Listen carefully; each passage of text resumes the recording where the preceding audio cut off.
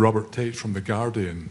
Mr. Pahlavi, you have said you have a detailed plan to lead the transition when the regime falls.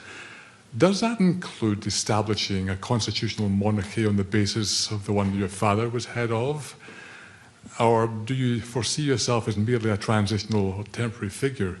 And if so, how would that differ from the vow of Ayatollah Khomeini in 1979, who said at the time of the revolution that he would simply be a transitional figure who would return to home and would retire from active politics only to set up a repressive theocracy?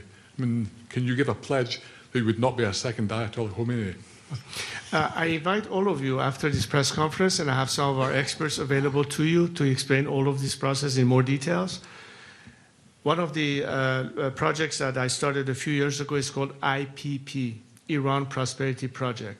This project is meant to address all of the issues, beginning with the first 100 days of how to manage the transition and stabilize the country.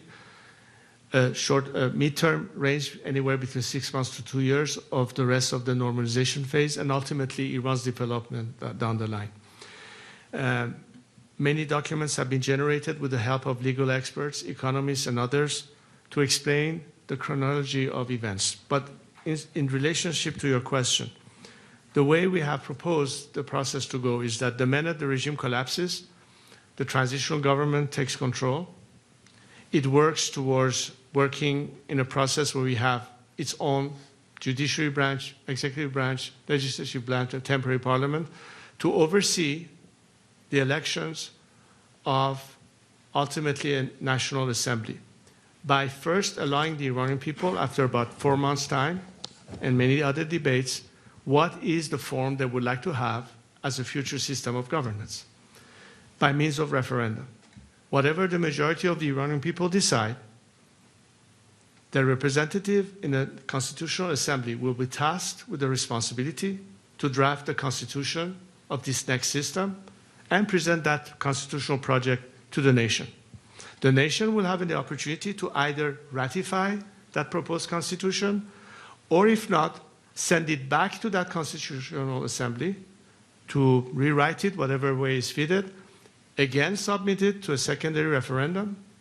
If in the second referendum there's still no consensus in majority, that constitutional assembly would dissolve. A new constitutional assembly will be created, and the process will again occur until finally we have a ratified proposed constitutional project.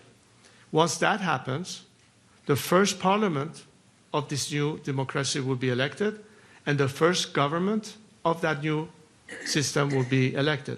If it's a republic, the president will be elected. If it's a monarchy, the prime minister will be elected. At that time, the transitional government dissolves itself and passes over and hands over the responsibility and the authority to the newly elected government based on that new constitution. This is the process from beginning to end. My role in all this is to lead this transition, help with the transitional structure, bring in all the elements that check all the boxes, because the country has to function. Day one, somebody has to pick up the trash. The train has to run on time. Basic services have to be provided.